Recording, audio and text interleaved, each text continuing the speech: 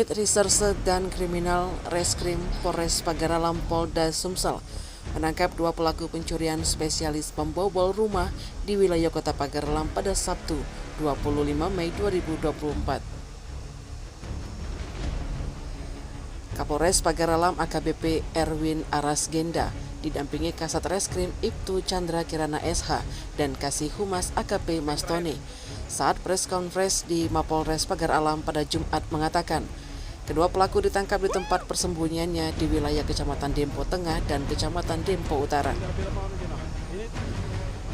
Informasi dihimpun sumselupdate.com. Aksi pembobolan rumah warga di Kampung Tanjung Payang, Kecamatan Pagaralam Selatan terjadi pada hari Sabtu sekitar pukul 6. Kedua tersangka sebelumnya melancarkan aksi sudah mengintai kondisi dan aktivitas pemilik rumah tersebut.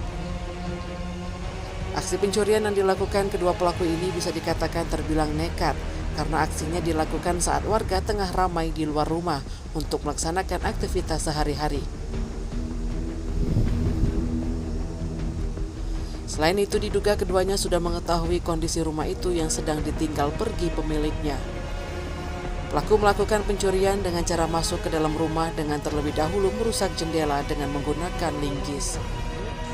Setelah masuk ke dalam rumah, tersangka dengan leluasa mengambil harta benda milik korban, seperti 1 unit sepeda motor Vixen, 1 suku emas, 2 buah tabung gas 3 kg, dan 1 unit laptop, dengan besaran kerugian Rp31.960.000. Usai menggondol barang berharga korban, kedua pelaku langsung menjual barang curiannya. Aksi pembobolan rumah ini baru diketahui oleh penjaga rumah yang curiga dengan kondisi rumah yang sudah berantakan. Selanjutnya, aksi pencurian ini dilaporkan ke Polres Pagaralam. Menerima adanya kasus pencurian, sejumlah personel unit reskrim Polres Pagaralam langsung melakukan olah tempat kejadian perkara dan meminta keterangan dari sejumlah saksi.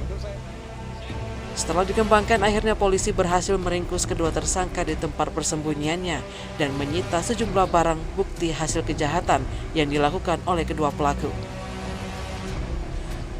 Kapolres Pagaralam AKBP Erwin Arasgenda mengatakan, saat ini kedua tersangka masih dimintai keterangan terkait aksi pembobolan rumah yang dilakukannya. Selain itu, petugas masih melakukan pengembangan. Kedua tersangka dijerat dengan pasal 363 KUHP tentang pencurian dengan pemberatan yang ancaman hukuman maksimal 7 tahun penjara. Ia menghimbau warga yang hendak meninggalkan rumah agar menginformasikan kepada tetangga maupun yang dituakan di kampung halaman atau bisa langsung ke petugas kepolisian agar kejadian serupa tidak terulang. Tim Liputan Sumsel Update TV melaporkan.